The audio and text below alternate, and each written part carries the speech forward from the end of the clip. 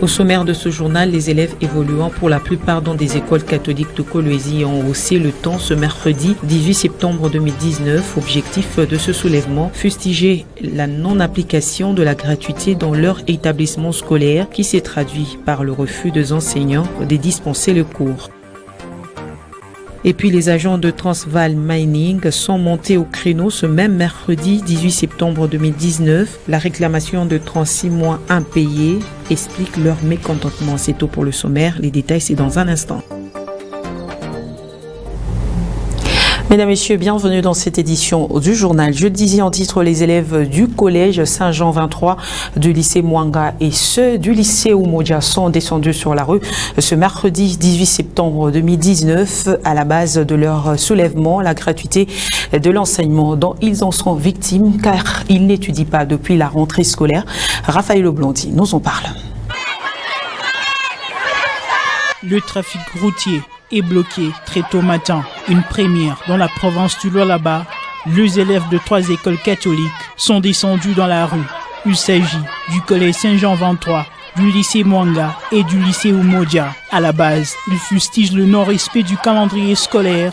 3 semaines sans étudier, c'est trop. Ils n'ont pas eu besoin d'utiliser de canicots bien imprimés pour exprimer leur désolation. De simples cartons ont fait l'affaire. Sur ces derniers, il est écrit « Non à l'année blanche, chômage scolaire ». Ces élèves de 3 grandes écoles catholiques de la ville disent être victimes de la gratuité de l'enseignement de base, car le professeur a tourné le dos au tableau. Pacifiquement, ces bleus-blancs se sont réunis avec un seul souci, étudier une marche pacifique qui prend sa chute à l'ancien gouvernorat de province. Dans l'enceinte, les élèves veulent voir une solution, comme ils les chantent. Non seulement cette solution miraculeuse, mais aussi que le gouverneur de province, Richard Luège-Monguesmans, leur dise un mot et sont prêts à l'attendre.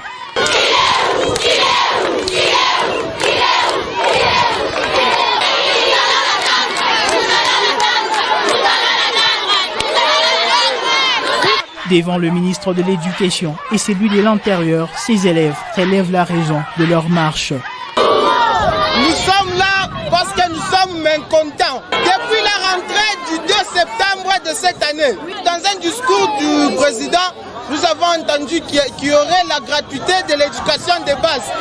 Maintenant, cette gratuité-là est mal interprétée. Ils ont dit éducation de base. Mais nous sommes dans les classes des humanités. Mais nous empathisons. Nous avons parlé avec nos professeurs, nos chefs d'établissement. Ils n'ont pas pu trouver une solution. Et aussi, ils nous ont dit de recourir aux autorités de la province. C'est pour cela que nous sommes là. Qu'ils nous disent ce que nous devons faire. Parce que ça, c'est la 3e semaine que nous avons commencé. Ne pouvons pas laisser ces élèves dans l'ambroglio. Jules Cabrit, ministre de l'Éducation, et Deoda Kapenda, représentant du gouverneur, apaise ces élèves qui sont montés au créneau. Vous connaissez vos droits. Vous êtes des filles, des garçons, des élèves qui connaissent leurs droits. Ils savent qu'il faut étudier. Je crois que lorsqu'on est dans un dialogue,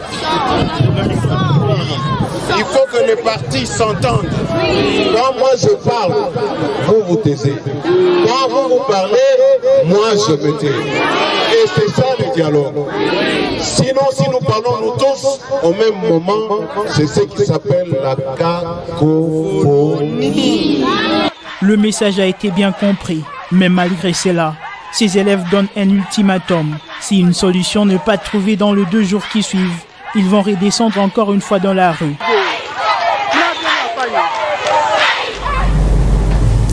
Et puis les agents de l'entreprise minière Transvaal ont manifesté leur mécontentement ce mercredi 18 septembre 2019 suite aux 36 mois impayés. À cela s'ajoute la fermeture de la dite entreprise. Tous veulent qu'une solution soit trouvée. Reportage. C'est depuis 2015 que Transvaal fait travailler ses agents sans les payer. Il y en a qui n'ont pas su supporter cette peine de Transvaal en tant qu'une entreprise. Ils sont morts. Et nous avons su surmonter certaines épreuves. C'est depuis 2015 que Transvaal fait travailler ses agents sans les payer. Il y en a qui n'ont pas su supporter cette lourde peine de Transvaal en tant qu'une entreprise. Ils sont morts. Et nous avons surmonté toutes ces épreuves. Transvaal aujourd'hui a vendu son entreprise à une société chinoise et tous les villageois qui vivaient aux alentours de cette entreprise ont été indemnisés. On avait 2 entreprises à cet endroit et l'autre a payé ses agents et les a même libérés. Du côté de Transvaal, aucun travailleur n'a été payé jusqu'à ces jours. Nous ne cherchons pas de désordre dans notre province. Pour éviter tout cela, nous voulons ne fût-ce que notre argent. Parce que notre argent est déjà dans les comptes de la société et nous voulons cet argent dans un plus bref délai. Nous avons un souci. Nos enfants n'étudient pas et nous-mêmes, leurs parents, nous n'avons pas étudié. Nous ne voulons pas que cela arrive encore à nos enfants. Mais lui, il veut bloquer notre argent. Alors il aime des troubles. Nous ne voulons pas ça. Nous voulons rien que notre argent. Quelque part, ces gens sont dans leur raison de réclamer leurs indemnités de sortie. Nous pouvons seulement épingler l'article 36 de la Constitution qui dit ceci.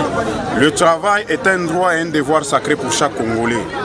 C'est-à-dire l'État a l'obligation de garantir le droit à un salaire équitable. Nous, en tant qu'acteurs de la société civile, nous sommes en train d'alerter. C'est une alerte que nous essayons de faire l'attention à l'autorité. Qui se passe sous le dossier, que ceux-là qui sont cités dans ça, qu'ils puissent répondre de leurs actes. Parce que là, ils se plaignent que ces gens peuvent fuir, vous voyez. Alors nous craignons leur fuite. Pourquoi? Parce qu'ils doivent indemniser d'abord ceux-là. Encore une fois, les victimes du village Mukumbi, se trouvant à 7 km de Kolwezi, sont montées au créneau ce mercredi 18 septembre 2019. Cette fois-ci, ce sont des mamans du 10 villages délocalisés depuis 2016 sans toutefois être indemnisées. Ils ont entrepris des démarches, mais jusque-là sans succès. C'est ce qui est à la base de leur mécontentement. Nous sommes très fâchés comme vous nous voyez. D'abord, je suis veuve. Depuis la délocalisation, j'ai vécu dans des mauvaises conditions avec ma famille. Je me pose la question, que font nos autorités en place? Jusqu'à-là, aucune suite favorable. Même les chefs Mukumbi est complice. On ne veut plus parler de lui. S'il n'y a pas une solution favorable d'ici 2 jours, nous rentrons à notre village. 2 jours seulement à Chemaf de trouver une solution. Le 3e jour, nous rentrons. Les chefs Mukumbi et son comité sont tous complices. On ne veut plus d'eux. Maintenant, nous n'avons besoin de qui que ce soit. Nous donnons seulement 48 heures au gouvernement de trouver une solution. Nous sommes tellement déçus par notre gouvernement et nos vies sont en danger maintenant. La raison pour laquelle nous sommes là et nous regrettons les comportements du chef Mukumbi en qui on avait vraiment confiance. Ils nous ont déçus. Il vit bien avec sa famille. Ok, c'est bon. Mais nous passons nuit dans de mauvaises conditions, voire même dans l'église. Est-ce que l'État congolais existe-t-il ou pas? Jusqu'alors, il n'y a aucune suite favorable. Les documents qu'ils exigent, on les a tous déposés. C'est comme si l'État congolais n'existe pas.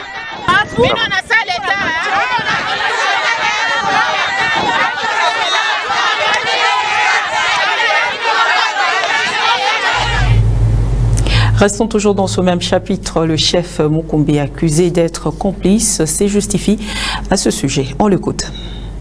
Bon, d'une part, les mamans ont raison de parler comme ça, mais moi je ne saurais en aucun jour être corrompu par une société qui va se permettre en fait d'incinérer toute une communauté, de brûler nos enfants vifs, sauf je suis en train de faire un lobbying entre la communauté, les gouvernements et la société, afin que les droits de tout un chacun de ma communauté soit rétabli, quoi.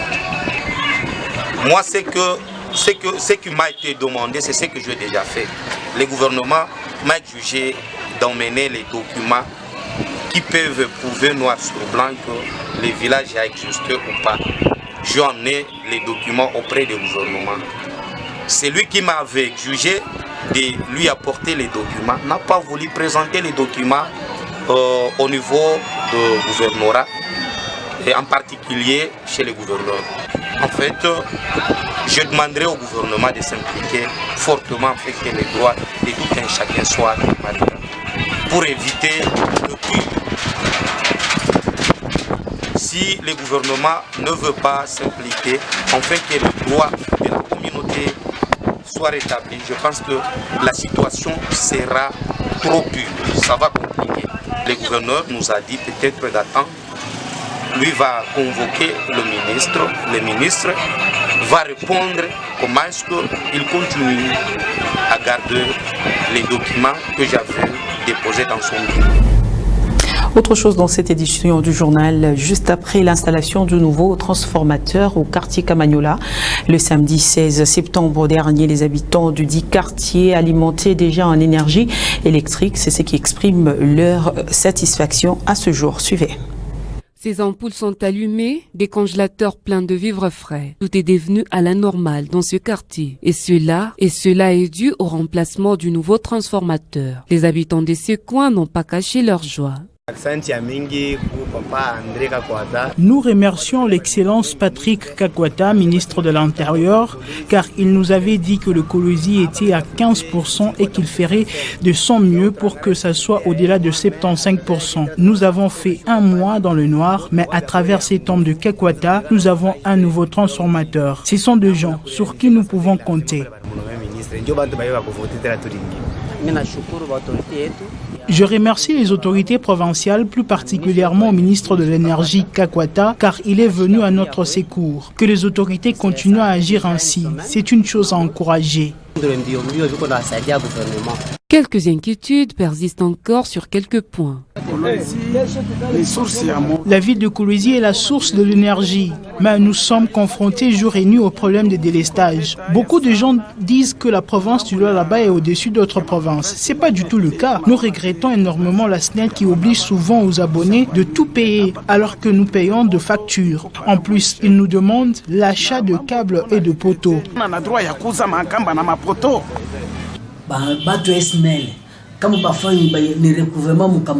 La SNEL doit faire le recouvrement de ses abonnés. Parmi nous, les abonnés, il y a ceux qui sont servis en courant électrique illégalement. S'il faut que je le dise dans un autre sens, ils volent. Et dans tout ça, c'est nous, abonnés de la SNEL, qui sommes pénalisés, car on ne bénéficie en rien de l'énergie électrique.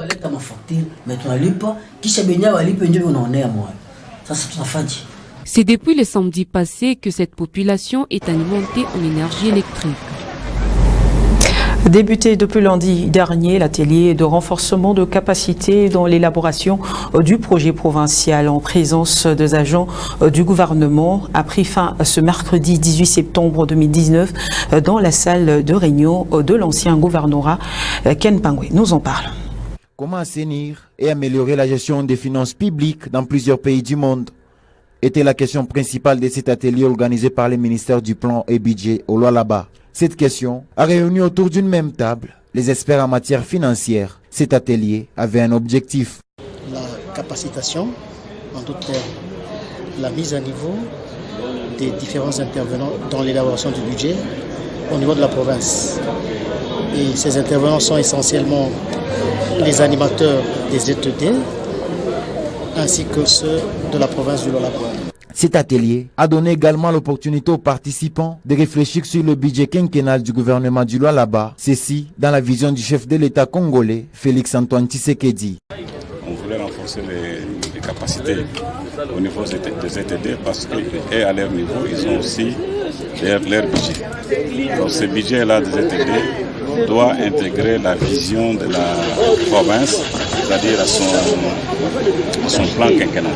Mais aussi la vision de la province est calquée sur la vision du chef de l'État qui a donné des orientations en ce qui concerne les quinquennats qui arrivent. Voilà dans quel contexte le budget doit se faire au niveau de notre province. Donc au niveau de la province, il doit s'inspirer de la vision nationale et au niveau des ETD, il doit s'inspirer de la vision province de la province.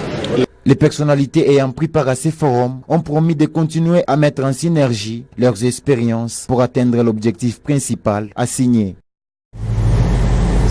Présentation ce mercredi 18 septembre 2019 au ministre provincial de l'Environnement et Tourisme d'un crocodile en vie. Ce reptile a été appréhendé à la barrière Nsanka en territoire de Muchacha et ce dernier promet de retourner ce crocodile dans son lieu habituel. Alain Kanteng, ministre provincial de l'Environnement et Tourisme au micro de Freddy Nsangwa. Vous avez cette espèce, ces reptiles.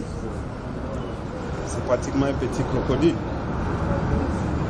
C'est un travail fait par les éléments commis au niveau de la barrière de Sanka. Là, il y a les agents de sécurité, les agents de l'environnement. Ils font le contrôle de tout cela qui passe. Et vous allez constater qu'il y a certains compatriotes qui se permettent d'attraper cette espèce protégée, que nous, on a l'obligation de protéger. Et ils viennent, je ne sais pas, vendre ou faire quoi. Et on est tombé sur lui. Heureusement ou malheureusement pour lui, il a pris fuite. Et on est resté juste avec ces petits bidons, parce que c'est là qu'était l'animal. Et on l'a gardé directement. J'étais informé. Et il fallait prendre des dispositions vite, ensemble avec les services techniques de l'ICSN, parce que c'est l'ICSN qui est spécialisé dans la protection de ces espèces. J'ai fait appel à eux avec les services.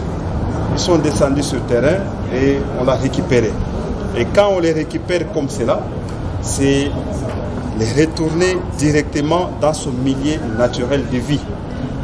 Donc, on doit protéger cette espèce. Et aujourd'hui, je remets officiellement aux représentants de l'ICSN qui doivent remettre l'espèce, aller continuer sa vie dans son milieu naturel. Le patron de la province a lancé ce mercredi 18 septembre 2019 le projet social Cobalt pour le développement. La cérémonie officielle a eu lieu dans la salle de conférence de l'hôtel du gouvernement en présence de plusieurs autorités qui d'ailleurs saluent ce projet. La province du Lualaba est heureuse de vous accueillir ce jour et se sent honorée par le choix de corriger son chef-lieu, baptisé à juste titre capitale mondiale du cobalt, comme siège de l'inauguration du projet social Cobalt pour le développement.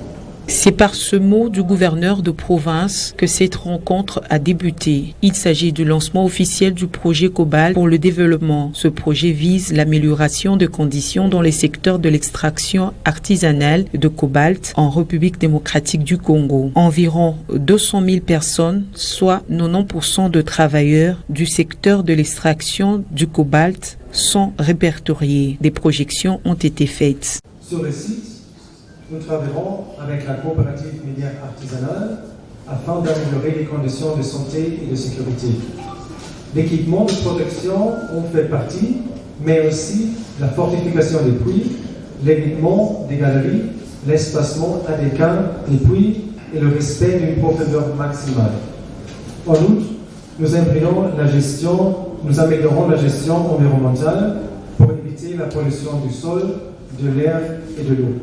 Le ministère national de Mines, à travers son secrétaire général, a promis l'accompagnement du projet. Vivement la signature d'un protocole d'accord qui lierait toutes les parties prenantes afin de fixer les obligations, les devoirs et les droits des uns et des autres afin de formaliser la mise en œuvre du projet.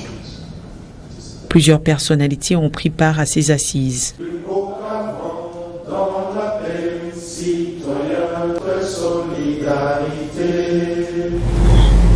Parlons sport à présent avant de mettre un terme à cette édition du journal. Le CS Simba, CS Manika, Blessing, CS Mutoshi ont reçu ce mercredi 18 septembre 2019 des bus de transport de la part du gouverneur de province. Le président du club ont exprimé leur joie au micro de Freddy Nsangwa. Je n'ai jamais vu ça.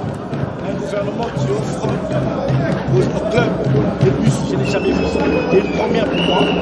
Merci encore une fois au gouverneur. Nous sommes surtout à ce moment où nous sommes en train d'évoluer déjà dans le championnat. La mobilité nous a beaucoup manqué. Ça, il faut le dire. Avec ça, je pense que nous allons distribuer les réponses. Parce que vous savez, pour aller à Lubumbashi, pour aller à Likasi, jouer là-bas, il fallait louer des bus. En quel état? Vous ne savez pas l'état du bus que vous prenez, avec beaucoup de risques en fait. Mais si nous avons un bus neuf comme ça, je crois que ça va nous garantir, n'est-ce pas, tous les déplacements et ça va réduire aussi les frais de dépenses. Je sais, ce n'est pas la première fois que son Excellence, Monsieur le gouverneur de province, pose des actes de cet acabit. J'ai un sentiment de joie et de satisfaction pour cela. Parce que vous savez, nous nous appelons province pilote. Nous devons exceller dans tout ce que nous sommes en train de faire. Je crois que le développement intégral d'une province requiert tous les secteurs. Et tous les secteurs doivent être boostés de la même manière pour qu'on puisse parler d'une entité qui se développe au fur et à mesure. C'est ce qui fait qu'aujourd'hui, c'était un grand problème qu'on avait dans les clubs, les déplacements de joueurs vers les lieux d'entraînement, les déplacements entre les différentes villes. Ça, c'était un grand challenge qu'on avait. Mais avec ce geste, nous sommes vraiment consolés et je crois que c'est une bonne chose. Et nous remercions sincèrement le gouverneur. Nous souhaitons qu'il tienne encore pendant longtemps pour nous venir en aide et remettre le blason du sport de Kolwezi à son état d'antan. Booster le moral des jeunes, booster le moral des joueurs pour que cette fois-ci, nous puissions faire de bons résultats au niveau de la Ligue 1 où se trouve Simba et la Ligue 2 où sont rangées 3 équipes, Manika, Blessing et Mutoshi. Je crois que ça augure des lendemains meilleurs. Ça montre aux yeux du monde que le chef de la province a vraiment l'amour pour les jeunes, pour le sport et pour l'avenir de la jeunesse, l'avenir de notre football. Voilà l'essentiel de l'actualité, mesdames, messieurs. Merci à vous de l'avoir suivi, mais tout de même, l'information reste en continu sur www.wango.info. Au revoir.